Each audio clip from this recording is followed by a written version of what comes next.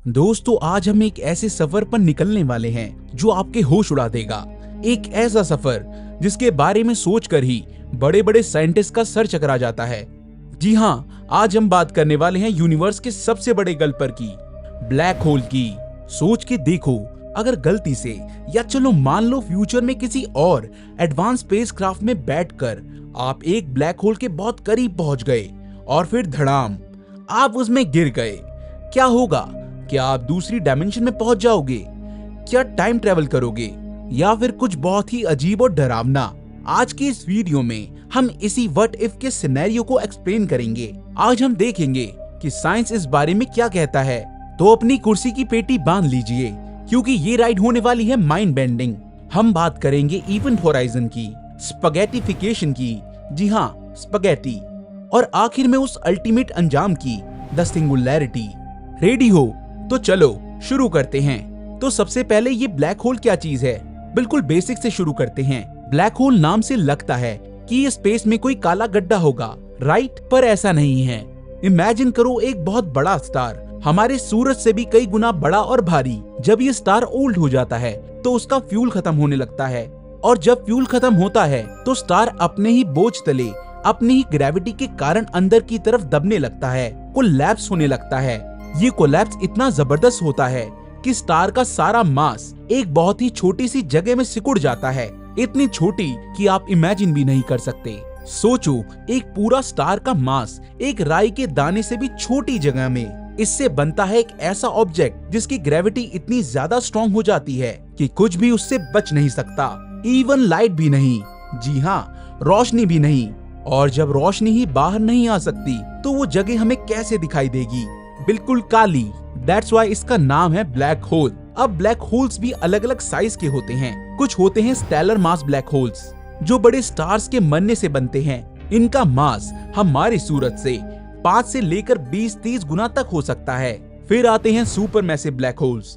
ये हैं असली दानव। इनका मास लाखों करोड़ों या अरबों सूरज के बराबर हो सकता है। हर बड़ी गैलेक्सी के सेंटर में एक सुपर मैसिव ब्लैक होल छुपा होता है। हमारी मिल्की वे गैलेक्सी के सेंटर में भी एक ऐसा ही सुपर मैसिव ब्लैक होल छुपा है, जिसका नाम है सैजिटेरियस ए। तो अब जब हमें ब्लैक होल का बेसिक आइडिया लग गया है, तो चलो अब उसमें गिरने की कल्पना करते हैं। अब मान लेते हैं आप एक एस्ट्रोनॉट हो और आपका स्पेसशिप खराब हो गया और आप सीधे एक ब्लैक होल की तरफ बढ़ रहे हो। डर लग रहा है, लगना भी चाहिए। जैसे जैसे आप ब्लैक होल के पास जाओगे, सबसे पहली अजीब चीज जो आपको नोटिस होगी वो है ग्रेविटेशनल लेंसिंग। ब्लैक होल की सुपर स्ट्रॉन्ग ग्रेविटी अपने आसपास के स्पेस को ऐसे बेंड कर देती है जैसे कोई लेंस लाइट को बेंड करता है। तो आपको ब्लैक होल के पीछे के स्टार्स अजीब शेप्स में दिखेंगे, उनकी लाइट मुड़ती हुई नजर आएगी। शायद एक ही स्टार आपको 2-3 अलग अलग जगह दिखे। Awesome, right? But also creepy.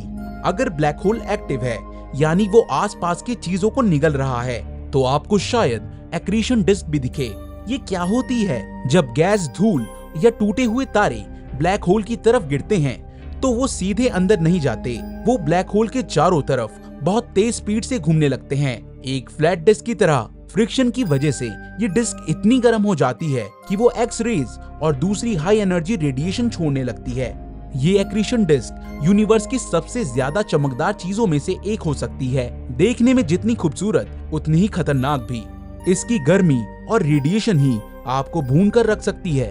और जैसे जैसे आप और पास जाओगे, एक और इफेक्ट महसूस होने लगेगा, टाइडल फोर्सेस। अब ये टाइडल फोर्सेस क्या है? बेसिकली ब्लैक होल की ग्रेविटी आपके शरीर के हर हिस्से पर अलग अलग जोर से लगेगी। अगर आप पैरों के बल ब्लैक होल की तरफ गिर रहे हो तो आपके पैरों पर ग्रेविटी आपके सर से कहीं ज्यादा स्ट्रॉन्ग होगी, क्योंकि आपके पैर ब्लैक होल के सेंटर के थोड़े ज्यादा करीब हैं। ये ऐसी ही बात है जैसे चंद्रमा की ग्रेविटी अर्थ पर टाइड्स लाती हैं। समुद्र का पानी एक तरफ से ज्यादा खींचा जाता है, लेकिन ब्लैक होल के पास ये इफेक्ट अरबों गुना ज्यादा स्ट्रॉन्ग होता है। अब यहाँ पर कहानी में एक ट्विस्ट आता है।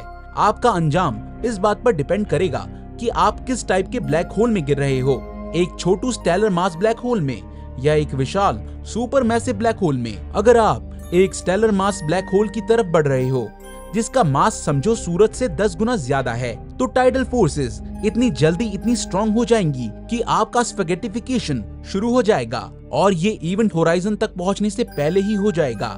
स्पैगेटिफिकेशन नाम सुन के हंसी आ रही है, लेकिन ये बिल्कुल भी फनी नहीं है। इसका मतलब है आपके शरीर पर लगने वाली अनइवन ग्रेविटी आपको खींचकर लंबा करना शुरू कर देगी, जैसे आप एक स्पैगेटी या नूडल्स हो। आपके पैर आपके सर से इतनी तेजी से नीचे खींचे जाएंगे कि आपका शरीर पतला और लंबा होता चला जाएगा और साइमल्टेनियसली साइड से आपको ऐसा निचोड़ा जाएगा जैसे टूथपेस्ट को ट्यूब से निकालते हैं। लिटरली आप एक इंसानी स्पैगेटी बन जाओगे। ये बहुत ही दर्दनाक और क्विक एंड होगा। आपका कचूमर नहीं, स्पैगेटी बन जाएगा। Sorry for the graphic image, but physics यही कहती है। इस केस में आप इवेंट होराइजन यानी ब्लैक होल के पॉइंट ऑफ नो रिटर्न को क्रॉस करने से पहले ही डिसइंटीग्रेट हो जाओगे। लेकिन अगर आपकी किस्मत या बदकिस्मती आपको एक सुपर मैसिव ब्लैक होल की तरफ ले जाती है, जैसे हमारी गैलेक्सी के सेंटर वाला सेजिटेरियस ए, तो पिक्चर थोड़ी अलग है। सुपर मैसिव ब्लैक होल्स इतने बड़े होते हैं कि उनका इवेंट होराइजन भी बहुत बड़ा होता है एंड कंपैरेटिवली उनके इवेंट होराइजन पर टाइडल फोर्सेस उतनी ज्यादा एक्सट्रीम नहीं होती। क्यों? क्योंकि ब्लैक होल जितना बड़ा होगा उसका इवेंट होराइजन उसके सेंटर या सिंगुलैरिटी से उतना ही दूर होगा और टाइडल फोर्सेस डिस्टेंस के साथ बहुत तेजी से बदलती हैं। तो एक सुपर मैसिव ब्लैक होल के इवेंट होराइजन पर आपके सर और पैरों के बीच ग्रेविटी का डिफरेंस उतना ज्यादा नहीं होगा कि आपको तुरंत ही स्पैगेटी बना दे। इसका मतलब आप शायद इवेंट होराइजन को क्रॉस कर जाओगे बिना किसी खास ड्रामा के। आपको शायद पता भी ना चले कि आपने वो पॉइंट क्रॉस कर लिया है जहां से वापसी इम्पॉसिबल है। क्यों? ये बहुत क्रीपी है ना? एक अनजान सा दरवाजा जिसे आपने पार कर लिया और आपको भनक तक नहीं लगी। हाँ, लेकिन गलत मत समझना, स्पैगेटिफिकेशन यहाँ भी होगा, लेकिन इवेंट होराइजन क्रॉस करने के काफी बाद जब आप सिंगुलैरिटी के बहुत करीब पहुंच जाओगे तो सुपर मैसिव ब्लैक होल आपको थोड़ी और जिंदगी देता है, पर अंजाम वही है। तो आखिर ये इवेंट होराइजन है क्या चीज? इसे घटना क्षितिज भी कहते हैं। सिंपल शब्दों में ये ब्लैक होल के पास की वो बाउंड्री है, वो इनविजिबल लक्ष्मण रेखा जिसके अंदर से कुछ भी, इवन लाइट भी बाहर नहीं आ सकती। It's a one way door. आप अंदर जा सकते हो पर बाहर आने का कोई रास्ता नहीं। इमेजिन करो एक नदी है जो बहुत तेजी से वाटरफॉल की तरफ बह रही है। आप एक नाव में हो। शुरू में नदी बहुत धीरे धीरे बह रही है, आप वापस ऊपर की तरफ आ सकते हो, लेकिन जैसे जैसे आप झरने के करीब जाते हो पानी की स्पीड बढ़ती जाती है। एक पॉइंट ऐसा आता है जहां पानी की स्पीड आपकी नाव की मैक्सिमम स्पीड से भी कहीं ज्यादा हो जाती है। बस वही है इवेंट होराइजन। उसके बाद आप कितनी भी कोशिश कर लो, आप झरने में खुद को गिरने से नहीं बचा सकते। ब्लैक होल में लाइट की स्पीड से भी तेज जाना होगा इवेंट होराइजन से बचने के लिए, जो आइंस्टाइन की थ्योरी के हिसाब से इम्पॉसिबल है। तो जब आप इवेंट होराइजन को क्रॉस करते हो तो क्या होता है? आपके लिए उस पर्टिकुलर मोमेंट में शायद कुछ ड्रामेटिक ना हो, कोई दीवार नहीं, कोई करंट का झटका नहीं, आप फ्री फॉल में होते हो जैसे स्काई डाइविंग करते वक्त। लेकिन यहाँ से शुरू होता है टाइम का खेल, टाइम डायलेशन। अगर कोई आपको दूर से एक सेफ डिस्टेंस से टेलीस्कोप से देख रहा हो तो उनके लिए कहानी बिल्कुल अलग होगी। जैसे जैसे आप इवेंट होराइजन के पास जाओगे उन्हें लगेगा कि आपकी स्पीड धीमी होती जा रही है, धीमी और धीमी और धीमी। ऐसा लगेगा जैसे आप इवेंट होराइजन पर फ्रीज हो गए हो और आपकी इमेज भी उन्हें लाल दिखने लगेगी, क्योंकि ब्लैक होल की ग्रेविटी लाइट की एनर्जी को खींच लेती है, उसकी वेवलेंथ को लंबा कर देती है। उन्हें लगेगा कि आपको इवेंट होराइजन क्रॉस करने में अनंत काल लग जाएंगे। वो आपको कभी भी इवेंट होराइजन क्रॉस करते हुए नहीं देखेंगे। आप उनके लिए हमेशा उस एज पर अटके रहोगे, एक फ्रोजन इमेज की तरह। लेकिन आपके पर्सपेक्टिव से आपके लिए टाइम बिल्कुल नॉर्मल चल रहा होगा। आप अपनी घड़ी देखोगे, वो बिल्कुल टिक टिक करती हुई नॉर्मल चल रही होगी। आप इवेंट होराइजन को क्रॉस करोगे और आगे बढ़ते जाओगे। आपको कोई आइडिया नहीं होगा कि बाहर वालों के लिए आप एक फ्रोजन रेलिक बन चुके हो। Mind blown, right? एक ही इवेंट, दो अलग अलग सच्चाई, and that's Einstein's relativity for you. दोस्तों, समय यानी टाइम एब्सोल्यूट नहीं है, ये ऑब्जर्वर की स्पीड और ग्रेविटी पर डिपेंड करता है। तो अब आप इवेंट होराइजन के अंदर हो।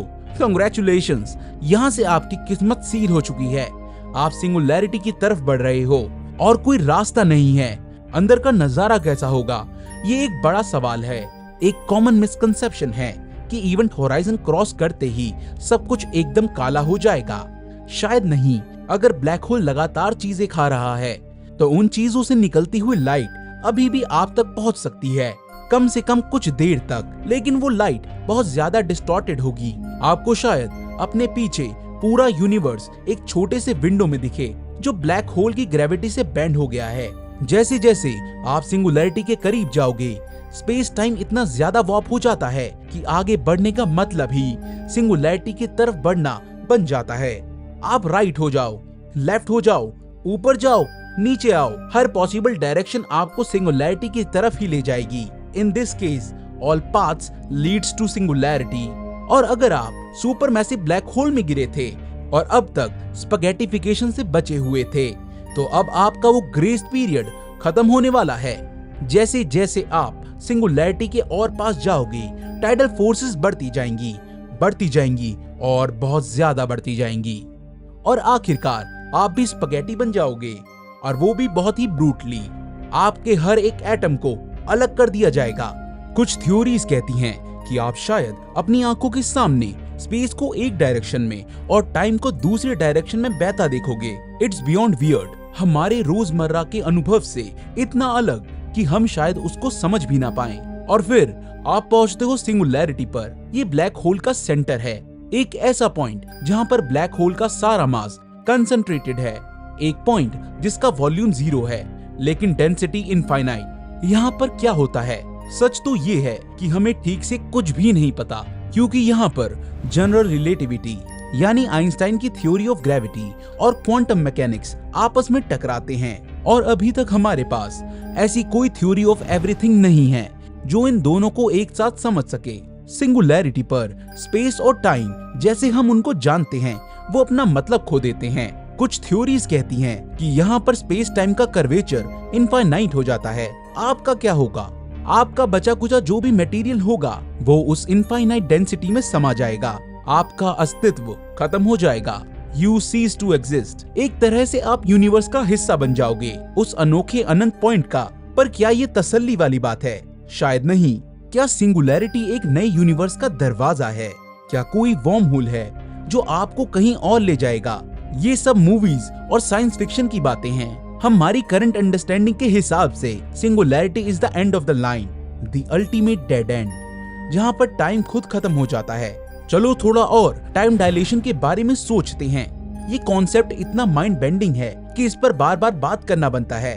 हमने देखा कि बाहर वाले ऑब्जर्वर के लिए आप इवेंट होराइजन में फ्रीज हो जाते हो और आपको क्रॉस करने में अनंत समय लगता है, लेकिन आपके लिए तो टाइम नॉर्मली ही चल रहा है और आप सिंगुलैरिटी तक पहुंच भी गए।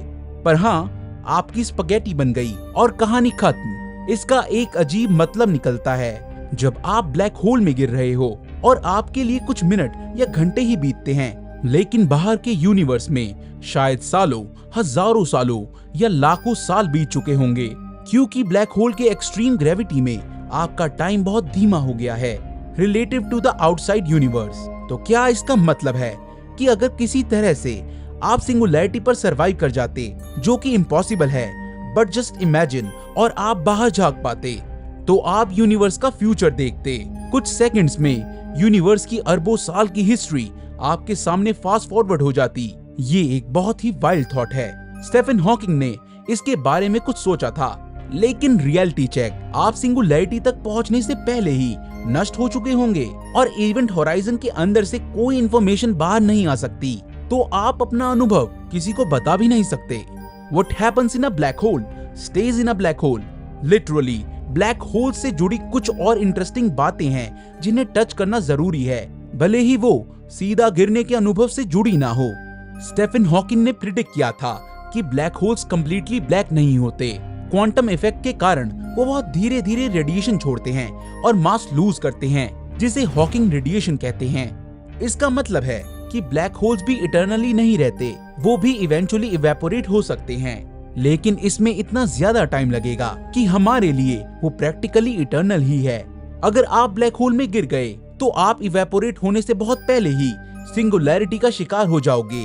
क्या ब्लैक होल्स वर्म होल्स होते हैं? यानी स्पेस में शॉर्टकट जो आपको यूनिवर्स में कहीं और या किसी दूसरे यूनिवर्स ले जाए। फिल्मों में तो यही दिखाते हैं, लेकिन साइंटिफिक थ्योरीज के मुताबिक अगर वर्म होल्स एग्जिस्ट करते भी हैं, जिसका कोई प्रूफ नहीं है, तो ब्लैक होल के अंदर बनने वाले वर्म होल इतने अनस्टेबल होंगे कि आप उनसे ट्रेवल नहीं कर पाओगे, आप सिंगुलैरिटी में ही क्रैश हो जाओगे।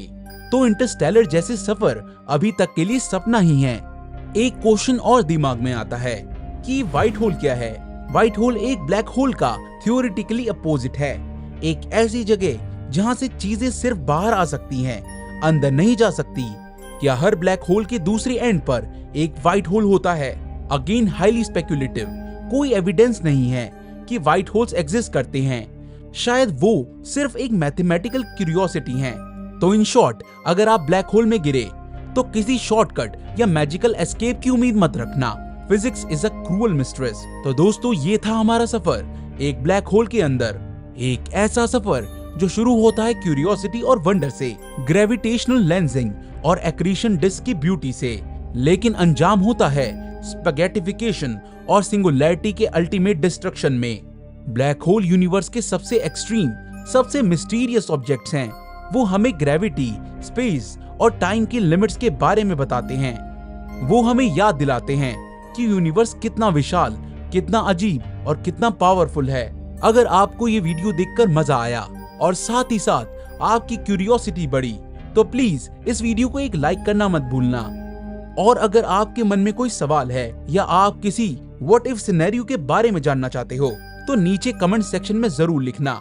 मैं आपके सारे कमेंट्स पढ़ता हूँ। साइंस फिक्शन राइटर्स और फिल्म मेकर्स ने ब्लैक होल्स को लेकर कई कहानियां बनाई हैं, कुछ सच के करीब, कुछ बिल्कुल काल्पनिक, लेकिन असलियत, जैसा कि हमने देखा, किसी भी फिक्शन से कम माइंड ब्लोइंग नहीं है। हम ब्लैक होल्स के बारे में अभी भी बहुत कुछ सीख रहे हैं। JWST यानी जेम्स वेब स्पेस टेलीस्कोप जैसे नए इंस्ट्रूमेंट्स हमें इन कॉस्मिक जायंट्स की और बेहतर अंडरस्टैंडिंग में मदद करेंगे। कौन जाने फ्यूचर में हम कुछ ऐसा डिस्कवर कर लें जो आज हम इमेजिन भी नहीं कर सकते। हमारे चैनल रहस्य टीवी स्पेस पर हम ऐसे ही इंटरेस्टिंग साइंस टॉपिक्स को एक्सप्लोर करते रहेंगे। तो अगर आपने अभी तक हमारे चैनल को सब्सक्राइब नहीं किया, तो फटाफट वो लाल बटन दबा दो और बेल आइकन भी प्रेस कर देना, ताकि आपको हमारे नए वीडियोस की नोटिफिकेशन मिलती रहे। थैंक्स फॉर वॉचिंग दोस्तों। Stay curious, keep asking questions and remember the universe is full of wonders. अगले वीडियो में मिलेंगे, तब तक के लिए ख्याल रखिए अपना। I'll see you in the next one.